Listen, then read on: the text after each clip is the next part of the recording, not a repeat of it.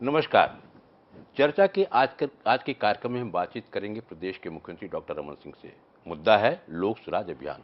लोक सुराज अभियान में सरकार की जो भी योजनाएं हैं, जो भी कार्यक्रम हैं, जनहित के कार्यक्रम हैं, बात की जाए जनधन की, बात की जाए नोनी योजना की, बात की जाए महिला सशक्तिकरण की, और जो स्किल डेवलपमेंट की मुद्दे की बात की जाए, तो ये कई सारे जो जनहित के कार्यक्रम पूरे प्रदेश में चलाए जा रहे हैं, उन कार्यक्रमों के बारे में लोगों को जानकारी देना, साथ ही साथ जो समस्याएं हैं ग्रामीण क्षेत्रों में उनको उनसे अवगत होना और तत्काल समाधान करना। भीषण गर्मी के बावजूद सरकार पहुंचेगी जनता के द्वार, ग्रामीण क्षेत्रों में पहुंचेगी। एक तरफ जहां तपिश है, वहीं सरकार के लोग, सरकारी अमला गांव-गांव जाकर के लोगों की बात सुनेगा, लोगों की समस्याएं सुनेगा और समाधान करेगा। ये सरकार की संवेदनशीलता दर्शाती है।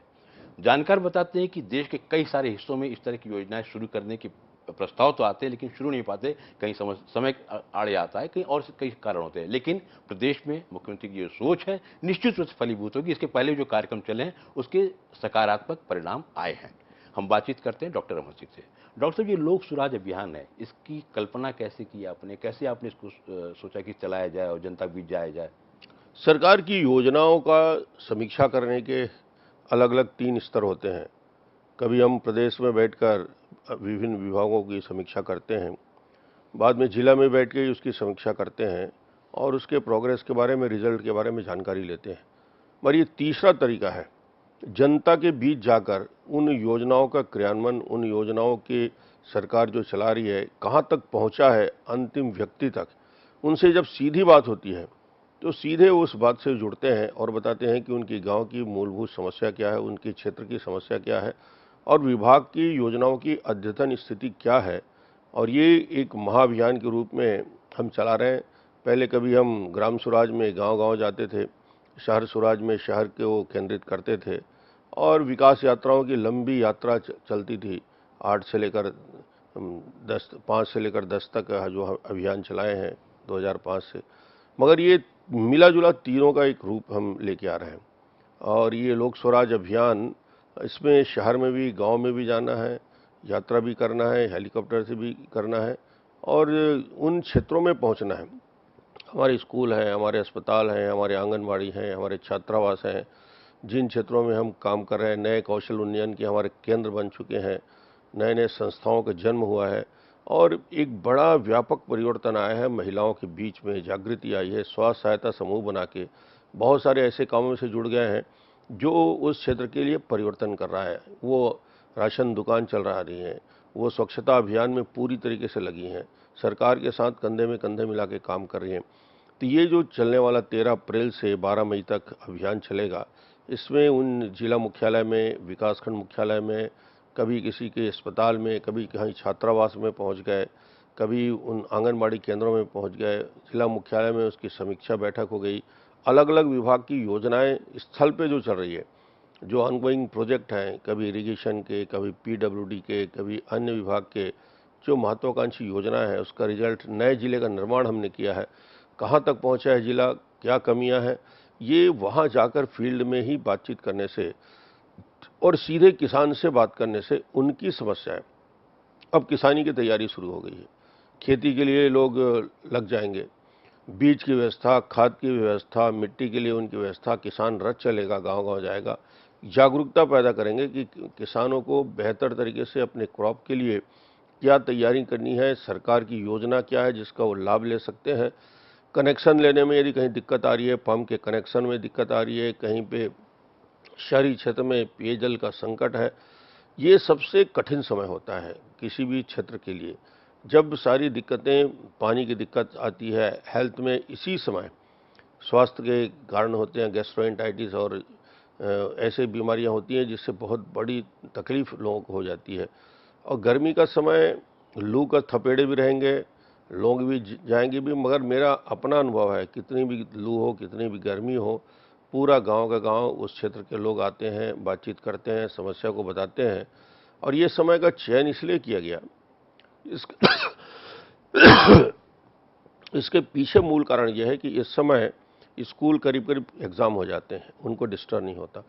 किसान भी किसानी के काम से मुक्त होकर नई किसानी की तैयारी में करता है, गांव में ही रहता है, गांव में रह के अपने कामकाज में लगा रहता है।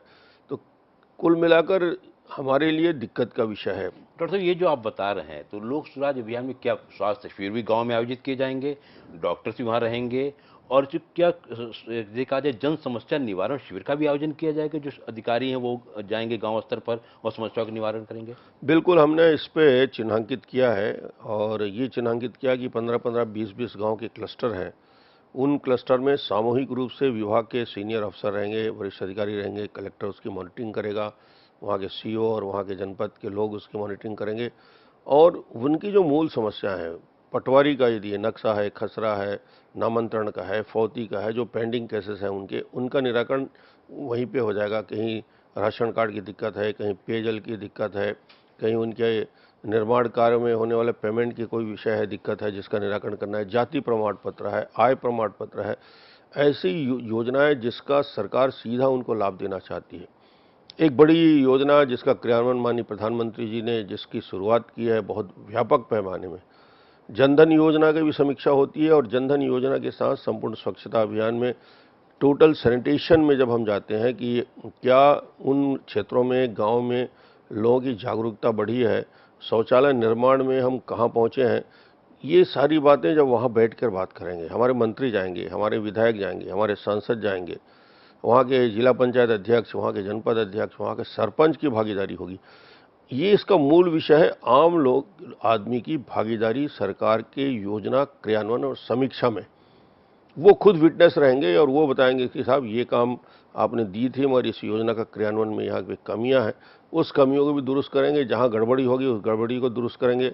निर्माण कार्य, विकास कामों की बात भी उनके साथ होगी, कनेक्टिविटी की बात होगी, बिजली के उनको कनेक्शन मिले हैं कि नहीं, यदि कहीं पे बिजली का संकट है उसके बारे में बात होती है।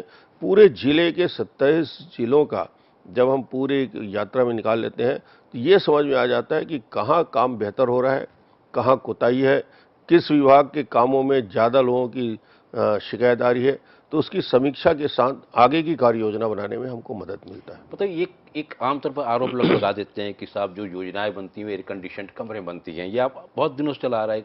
आमतौर लोग आरोप लगा देते हैं कि साहब ग्रामीण क्षेत्र में क्या समस्या है ये सरकार को पता ही नहीं होता, अधिकारियों को पता ही नहीं होता, क्योंकि राजधानी में बैठ करके योजना बनाई जाती है। लेकिन जो आप बता रहे हैं जैसा, तो उससे क्या जो फीडबैक मिलेगा उसका योजनाओं पर भी असर पड़ेगा, उसको एक आधार बनाया जा सकता है जो फीडबैक के आधार पर आप सरकार की जितनी बड़ी योजनाएं बनी हैं उन योजनाओं की पृष्ठभूमि और उन योजना को क्रियान्वयन करने के लिए यदि किसी ने आइडिया दिया है, किसी ने विचार दिया है, तो ग्राम स्वराज अभियान ने दिया है।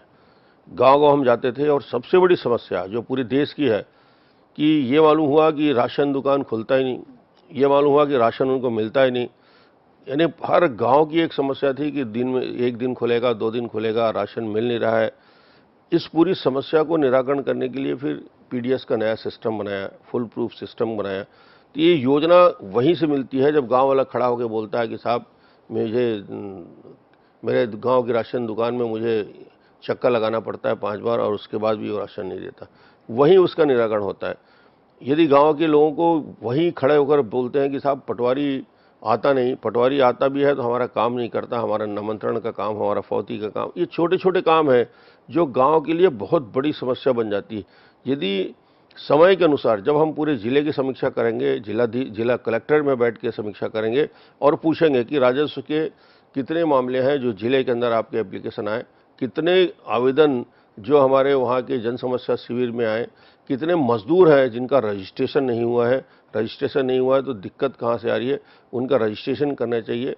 और वो छोटी छोटी योजनाएं जिसका बड़ा महत्व है, जो हम बच्चों के लिए जो फुलवाड़ी योजना चला रहे हैं, बच्चों के लिए पोषण आहार की योजना चला रहे हैं, बच्चों के लिए बेहतरी के लिए उनका एक पूरे छत्तीसगढ़ में एक 8 जिलों में जहाँ फोकस किया है कि यदि वैक्सीनेशन नहीं हुआ है तो वैक्सीनेशन के लिए किस स्तर में कहाँ कमियां रह गई, और टोटल हमारे यदि 74% टोटल वैक्सीनेशन अभी प्रदेश का है, कुछ जिले पिछड़े हैं, उनको भी 100% वैक्सीनेशन में ले जाने की योजना का क्रियान्वयन उस पर होना चाहिए। इसकी समीक्षा गांव में भी होती है और जिला में बैठ के जवाबदेही यदि तय करना है तो वहीं जिला में बैठ के इसकी जवाबदेही तय होती है। तो एक प्रकार से अपनी ही समक्ष योजनाओं का और अपने ही किए गए कामों का हम खुद जनता के द्वारा ऑडिट वो करते हैं, वो खड़े रहते हैं, वो बताते हैं। तो एक बेहतर और साफ साफ हमें फीडबैक मिलता है कि इस योजना में क्या हम परिवर्तन कर सकते हैं। बहुत सारी नई योजनाएं का जन्म हुआ, पेयजल की बहुत संकट रहा है, कहीं पे वाटर के सोर्सेस नहीं है, सामूहिक नल जल योजना का जन्म इसी में हुआ। तो क्या ये कहा जा सकता है कि जो आपकी पीडीएस को लेकर छत्तीसगढ़ को नई पहचान मिली, पूरी दुनिया में कहा जाए, देश के कई सारे स्थिति से लोग आते हैं और समझते हैं कि पीडीएस योजना कैसे फलीभूत हो रही है, कितनी ज़्यादा कारगर है, या और स्किल डेवलपमेंट की बात की, उसमें भी केंद्रीय मंत्री ने भी प्रशंसा की, सराहना की स्किल डेवलपमेंट के क्षेत्र में जो राज्य में कार्य हो रहा है। तो क्या इसको कहा जा सकता है जो फीडबैक लेकर के आप योजनाएं बनाते हो ज़्यादा साकार हैं, ज़्यादा कारगर है, ज़्यादा फलीभूत हो रही हैं? जनता के मुंह से निकली हुई बात, युवकों के मुंह से निकली हुई बात, जनता के द्वारा बताए गए सुझाव, यदि उसका ही क्रियान्वयन हम करें तो बहुत ज़्यादा उन योजनाओं की सफलता की गारंटी रहती है, क्योंकि वो नीचे से निकली हुई योजना है। योजना दिल्ली में बने, योजना रायपुर में बने, और उससे बड़ी बात होती है उस योजना की आधार यदि गांव में, गांव का हमारा सबसे ज़्यादा अनुभवी कोई व्यक्ति है तो ग्रामीण बंधु है, वो जो बात बताता है वो बड़े बड़े विशेषज्ञों से बड़ी बात होती है। वो चाहे खेती की बात हो, विकास की बात हो, योजनाओं में मॉडिफिकेशन की बात हो, इन सारी बातों को उनके साथ बैठकर, सबसे बड़ा विशेषज्ञ मैं कहता हूं कि वो ग्रामीण हमारे अंचल के लोग हैं, वो आदिवासी क्षेत्र में रहने वाले लोग हैं। जैसे बस्तर और सरगुजा के दौरा किया हमने, एक बात समझ में आई कि हम धान की खरीदी कर लेते हैं, गेहूं की खरीदी कर लेते हैं, मगर उनके जीवन का बड़ा हिस्सा क्या है। तो बाद में पता चला कि माइनर फॉरेस्ट प्रोड्यूस की खरीदी ही नहीं कर रहे हैं। यदि माइनर फॉरेस्ट प्रोड्यूस की खरीदी हम नहीं कर रहे हैं तो बिचौलियों के हाथ में जाएगा। तो उनकी इकोनॉमी का, उनकी अर्थव्यवस्था का रीढ़ तो वही है कि उनके माइनर फॉरेस्ट प्रोड्यूस को, योजना का जन्म हुआ 5 माइनर फॉरेस्ट प्रोड्यूस को खरीदने के लिए धन की व्यवस्था, स्टोरेज की व्यवस्था, सोसाइटी की व्यवस्था, और आज हम ये कह सकते हैं कि बस्तर से सरगुजा तक उन क्षेत्रों में लोगों के अंदर एक विश्वास जागृत हुआ कि सही कीमत में उनको इमली बिक रही है, सही कीमत में उनके वनोपज बिक रहे हैं, और उसके साथ ही साथ तेंदुपत्ता के बारे में जो नीति का निर्धारण किया, गांव में गया। चरण पादुका योजना का जन्म उसी गांव के, उस बस्तर के सुदूर अंचल में, जब मैंने पूरे समूह के साथ बैठ कर देखा कि तोड़ने कौन जाता है, तो 90% महिलाएं तेंदुपत्ता तोड़ती हैं इस प्रदेश में, 90%। उनको मैंने जब देखा खाली पैर वो घूम रहे हैं, तो मैंने कहा जब जंगल में जाते हो, पत्थरों के बीच जाते हो, अंधेरे में जाते हो, तो जूते क्यों नहीं पहनते? तो बोले जूते पहनना नहीं, खरीदने की ताकत नहीं है। तो हमने कहा चरण पादुका दे रहे तो पहनोगे कि नहीं? बोले साहब यदि हमको जूता मिलता है तो हम उसको पहन के जाएंगे, पैर की सुरक्षा होगी। और उसी में लगा कि सबसे ज़्यादा पैर कटने की घटना, इम्पुटेशन जो होता था पैरों में, वो उसी इलाके में होता था जहाँ इस प्रकार के लोग रात में, दिन में जंगल में जाके काम करते हैं। इसका असर ये हुआ कि पैरों में इंजुरी होना, पैरों के गैंग्रीन होना, पैरों के कटने की घटना, वो महिलाओं ने, लोगों ने मजाक उड़ाया कि छत्तीसगढ़ की महिलाएं जूते नहीं पहनती। मैंने कहा रिजल्ट देखा, और रिजल्ट ये आया कि अब वो 100% महिलाएं चरण पादुका पहनती हैं और सरकार उनको निःशुल्क। तो ये छोटी छोटी योजनाएं हैं जिसका बड़ा महत्व है। नमक की योजना, लोग मुझे पूछते थे कि नमक देने से क्या होगा। नमक देने से, वो जो नमक से अपने लघु वनोपज बदलते थे उसकी प्रवृत्ति खत्म हुई। नमक अब उनको निःशुल्क मिलता है। हाँ, एक आमतौर पर कहा जाता है कि नमक दे करके उनसे बेशकीमती वनोपज ले लिया जाता है। जी, वो अब खत्म हुआ क्योंकि उनको लगता है नमक तो निःशुल्क मिलता है, मुफ्त में मिलता है, दुकान में मिलता है, सरकार देती है। तो ये एक उनकी मानसिकता में भी परिवर्तन आया, सोच में भी परिवर्तन आया, और उनको लगा कि सरकार उनके पैर की चिंता भी करती है, सरकार उनके खाने की भी चिंता करती है, राशन की व्यवस्था भी उनकी सरकार करती है। उनके हेल्थ के लिए यदि 30,000 का कार्ड दिया तो उनके लगे कि सरकार हमारे स्वास्थ्य के लिए भी जागरूक है। बच्चों को शिक्षित करने के लिए नए स्कूल कहाँ खोले जा सकते हैं, उनकी शिक्षा में क्या परिवर्तन लाया जा सकता है, लोकल लैंग्वेज में कैसे उनको कर सकते हैं। ये छोटी छोटी बातें हैं जो उनके जीवन में बहुत बड़ा परिवर्तन लाता है, मगर सरकार की नीतियों में नहीं था। तो ये बातें हमको वहाँ मिला जो फील्ड में। तो इसलिए मैं कहता हूँ कि ये योजना हमको सिखाता है। मैं इस योजना को इसलिए करता हूँ कि मैं स्वयं अपने आप को अपग्रेड करना चाहता हूँ, अपनी जानकारी को बढ़ाना चाहता हूँ, उनसे सीखना चाहता हूँ, क्योंकि सीखने की प्रक्रिया वही व्यक्ति है जो हमको सिखाता है, जिसने हमें यहाँ बैठाया है। तो वही गुरु है, वही मार्गदर्शक है, उनकी वजह से ही योजनाओं का जन्म हुआ है। और आगे इसको हम और विस्तार स्वरूप में दिए हैं। अब शहर में भी, ग्रामीण क्षेत्र में भी, यात्राओं के माध्यम से भी, जन समस्या निवारण शिविर के माध्यम से ही, श्रमिकों बंधुओं के लिए योजनाओं के माध्यम से, महिलाओं के लिए बेहतर ये बताना कि इंस्टीट्यूशनल डिलीवरी यानी संस्थागत प्रसव जरूरी क्यों है? उनको ये बताने की जरूरत पड़ती है कि इतनी माताओं की मौत हो जाती है घर में यदि हम डिलीवरी कराते हैं, और हमारे यहाँ रेट काफ़ी ज़्यादा है। यदि एमएमआर को कम करना है, आईएमआर को कम करना है, तो आप यूज़ करिए हमारे 108 को, 102 को। सरकार ने ये योजना बनाई है तो उनके लिए बनाई। ये वहाँ तक ये मैसेज भी जाता है शिविरों के माध्यम से, जनसंपर्क के माध्यम से। और मेरा एक एक जनप्रतिनिधि, पंच की भागीदारी, सरपंच की भागीदारी, जनपद जिला की भागीदारी, विधायक सांसदों की भागीदारी, मंत्रीगण सभी जिलों में जाएंगे, अपने विभाग की समीक्षा करेंगे, वहाँ की दिक्कतों के सामने बात करेंगे, और वहाँ के लोकल स्तर में और बेहतर तालमेल करके कैसे दिशा दी जा सकती है। और यही वर्किंग पीरियड है जिसमें हम आने वाले समय की कार्य योजना को स्वरूप दे सकते हैं। तो ये कहा जा सकता है कि जन सरोकारों को लेकर सरकार चिंतित है और जन सरोकारों को मद्देनजर रखते हुए जनप्रतिनिधि गांव में जाएंगे। एक और कार्यक्रम शुरू हो रहा है ग्राम सभा का, संविधान निर्माता 14 अप्रैल अम्बेडकर की जयंती 14 अप्रैल से, तो उसमें क्या किस तरह से अलग कुछ होगा या क्या होगा?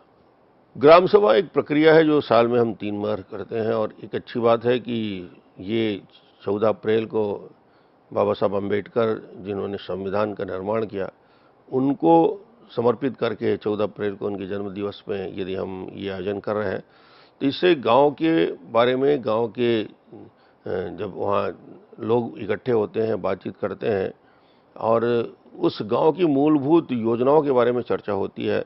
वहाँ यदि राशन किसी को नहीं मिल रहा है उसकी बात होती है, वहाँ सफाई अभियान में कहाँ पहुँचे हैं, स्कूल की बात होती है, गांव के और समस्याओं के बारे में होती है। ग्राम सभा का आयोजन अपने आप में एक लोकतांत्रिक बहुत बड़ी ताकत है, जिसका उपयोग मेरा हर ग्रामवासी करता है। और उनमें से बहुत सारे प्रस्ताव जो ग्राम सभा से अनुमोदित होते हैं, पंचायत में और फिर जनपद में और फिर जिला में आते हैं, और बड़ी योजना होगी तो प्रदेश स्तर में आता है। ग्रामीण विकास के लिए इस बार हमने अपने बजट का बड़ा हिस्सा रखा है। गांव में कंक्रीट की सड़कों बनाने के लिए, इंदिरा आवास में गाँव को ज़्यादा से ज़्यादा लोगों को लाभ देने के लिए, ग्रामीण क्षेत्र में विद्युतीकरण का विस्तार हम कैसे कर सकते हैं, पंप कनेक्शन हम समयबद्ध उनको कैसे दे सकते हैं। तो ये ग्राम सभा में इस प्रकार का बातों का अनुमोदन होता है, और ये एक उपयोगी रहता है कि गांव का प्रस्ताव सरकार तक पहुंचता है। तो ये कहा जा सकता है कि भीषण तपिश, लू, गर्मी, बावजूद इसके सरकार जनता के बीच जाएगी और जनता की समस्याओं को सुनेगी, उनको वही निवारण करेगी और उनकी सुझावों को अमल करते हुए नई योजनाएं बनाएगी और योजनाओं में सुधार करेगी। डॉक्टर साहब, आप इस चर्चा में बातचीत भाग ली, इसके लिए आपको बहुत बहुत धन्यवाद। नमस्कार। Thank you.